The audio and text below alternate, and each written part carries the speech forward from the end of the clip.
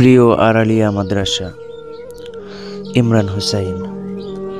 মনে পড়ে অনেক বেশি সেই দিনগুলোর কথা, যেখানে ছিল আমাদের হাজারো স্মৃতি বাঁধা।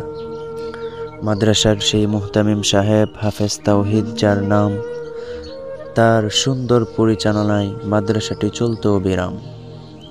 মুফতি শাকের মাহমুদ সাহেব, যিনি অকাট্য পরিশ্রমী, মসজিদ মাদ্রাসা উভয়খানে ইলমের নূর দিতেন আঞ্জাম।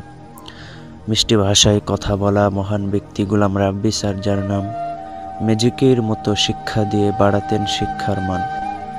শিশু শ্রেণীর ছাত্রছাত্রী বুঝত না তো কিছু, সুযোগ পেলেই এদিক সেদিক নেচে বেড়াতো শুধু। প্রথম শ্রেণীর ছাত্রছাত্রী দুষ্টুমিতে সেরা, লেখাপড়ায় ছিল তারা সবার থেকে করা। দ্বিতীয় শ্রেণীর ছাত্রছাত্রী কোথায় বেশ পাখা, লেখাপড়ায় ছিল তারা খুবই ঝাঁকানাকা। তৃতীয় শ্রেণীর ছাত্রছাত্রী আদবলা সবে, উস্তাদেরই সাথে তাদের কোমল ব্যবহারী।